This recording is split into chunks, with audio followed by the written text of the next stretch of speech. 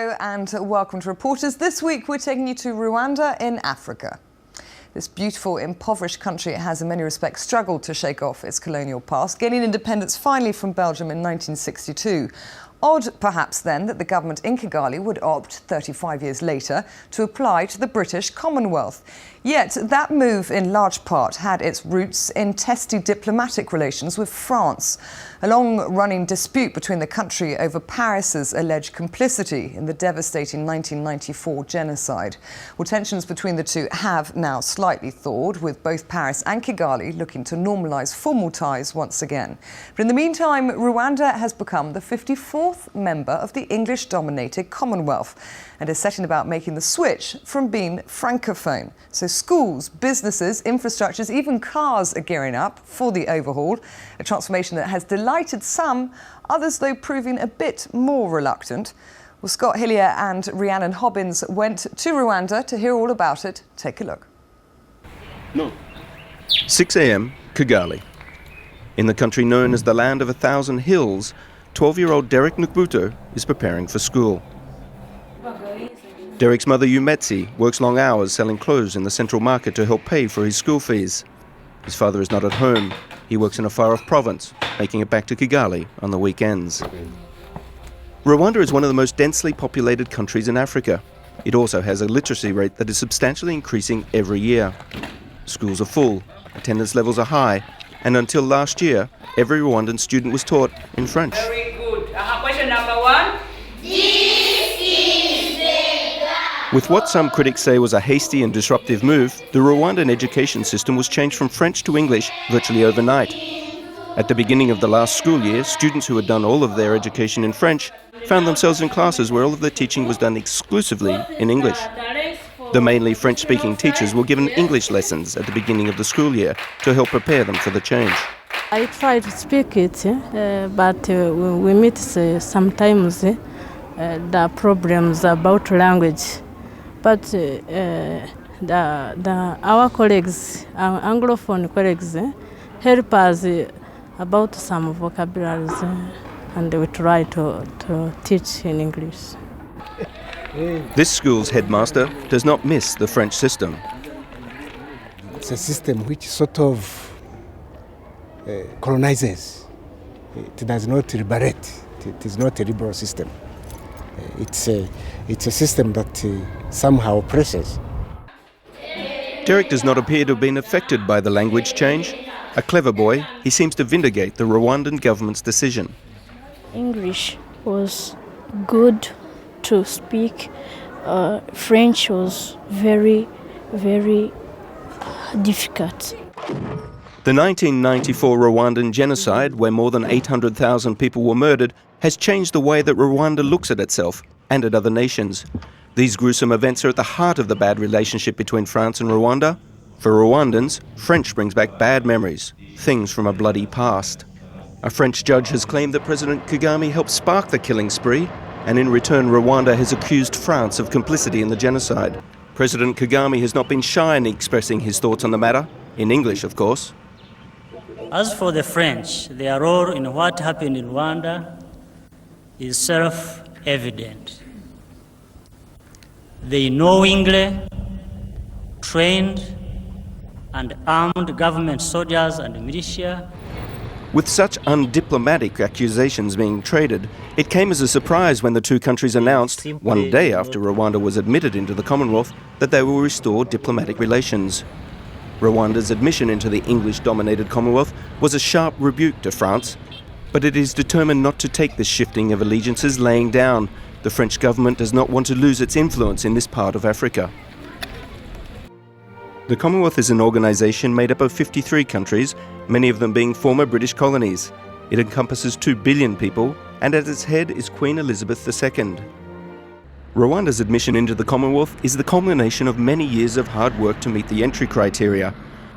This is a devastatingly poor nation, where more than 60% of the population lives below the poverty line. It is also a tightly controlled country, and no locals will speak on camera about the omnipresent anti-French feeling here. Everybody follows the government's stated line. We believe that there is something to benefit, to learn from some of these countries, to share experiences, to benefit from trade, to benefit from all areas that can help us advance the lives of our people. But what does this mean to the average Rwandan?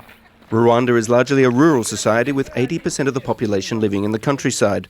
The earth is fertile, water is plentiful, and families large.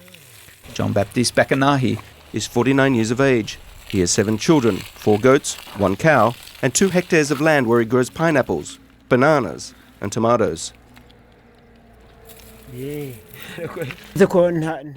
While he speaks neither French nor English, he believes in what his government tells him, that his day-to-day life will be better now that Rwanda is part of the Commonwealth. I don't think that Rwandans need French, because many countries don't speak it. As farmers, we're not complicated, you know. We didn't study, and our needs are not so big. We just need to feed our kids, pay their school fees, and take care of our families. Is the Commonwealth good for me? Well, that's for our government to decide. At the other end of the scale is Fustine Mabundu. He travels extensively, speaks English fluently, and runs a successful coffee exporting business that is growing at 20% a year. He does not speak French, and he's critical of France's lack of drive in the world of international business. For him, the French attitude to making money just does not add up. I can tell you for sure it's a very good thing to join the Commonwealth.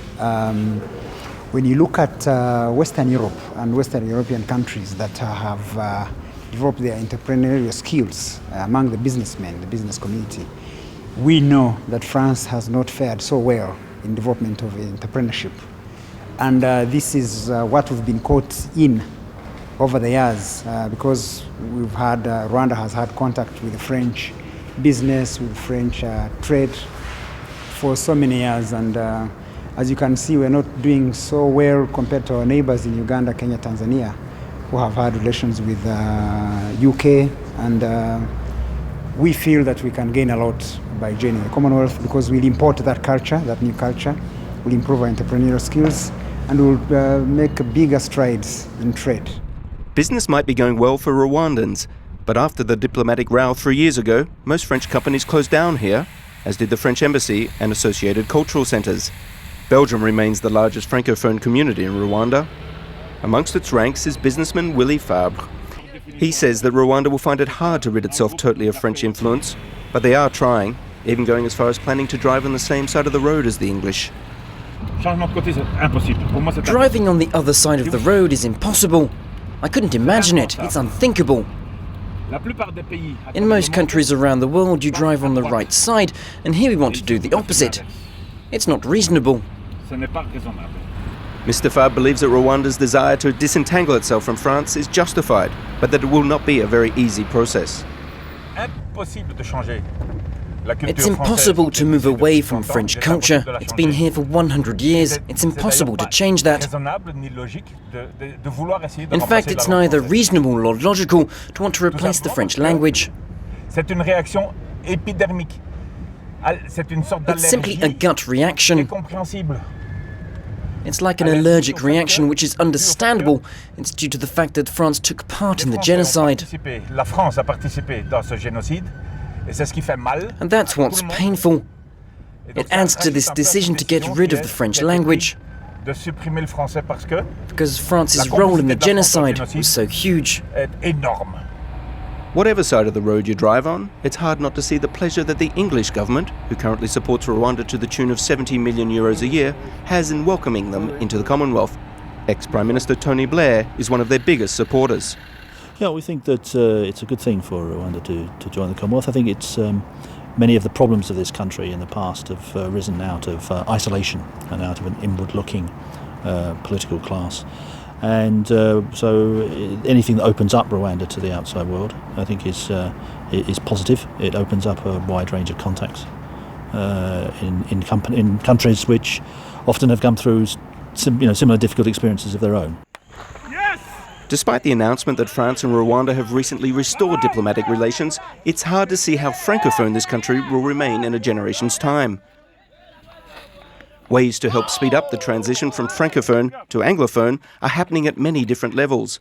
Things are moving at a rapid pace here, often to the bemusement of the locals. Cricket. Yes, the emblematic English game that remains incomprehensible to much of the world, particularly the French, has gained a foothold here in Rwanda. With the French not here anymore, it has opened up the door for the English to spread their form of culture. There have been suggestions that this swapping of allegiance harks back to the dark days when countries like France and England held African colonies. But the Rwandan government says that this is not the case at all. There is constant activity in this country.